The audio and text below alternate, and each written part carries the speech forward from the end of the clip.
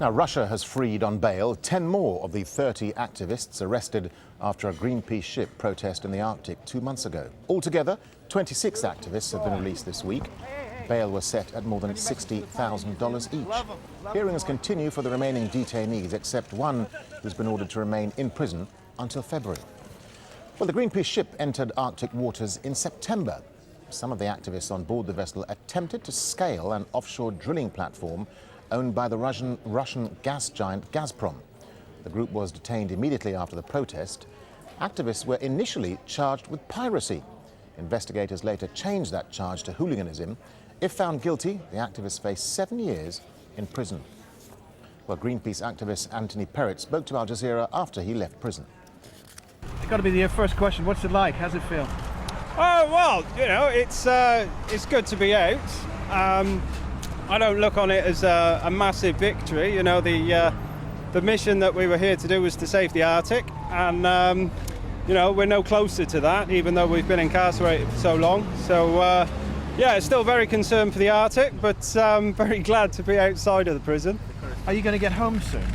Well, as yet, I don't know. I believe I have to stay in the area of St Petersburg for the foreseeable future. Yeah, I hear great things about the city, so I'd like to have a little look around. How much concern is there about Colin Russell, the Australian who's continued in detention for another 3 months? Well, we're worried for Colin, but I believe he'll be appealing that decision in the next few days, I'd have thought. So fingers crossed, Col will be out soon as well. What's the first thing you're going to do? Well, I haven't had a phone call for the entirety of my stay, so I'll be looking very much forward to speaking to my girlfriend and my mother and father. What was the low point of the last few weeks and months? Probably when I heard that they were applying for another 3-month detention period, which yeah, was quite disconcerting. But it turned out to be a blessing. So, but that was quite a low point. At that point, I thought, oh no. And I was short of books at that stage. But I seem to have got a plethora of books in the last 3 days. And conditions? What were conditions like? Well, they improved greatly on arriving in Christie. But still, you know, walls are walls. Prisons are the same all over the world. It was, conditions weren't bad. The staff have been nothing but professional, if not very difficult to communicate when you have no Russian. So yeah, it's been. I must say, you sound remarkably upbeat, actually. Well, yeah, I've just got out of prison, which makes most people upbeat. But yeah, like I say, you know, I'm happy for the moment, but we've still got a lot of work to do to save the Arctic. What was the most difficult for you in Russian prison?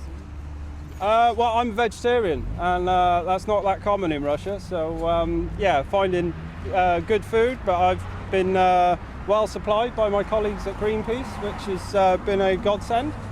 So yeah, I haven't struggled too much for food, but I did lose a bit of weight originally. I don't eat fish, so the fish soup on a daily basis didn't go down too well. How did you get on with the Russian inmates? Very well. I've been blessed. You know, not everyone behind these bars is all that guilty, and certainly in the British penitentiary system, they certainly wouldn't be there. But yeah, you know, same as people all over the world. There were some good, some bad, but I was very lucky in the ones that I encountered. Last question. I mean, would you have done this again if you'd known? Absolutely, absolutely.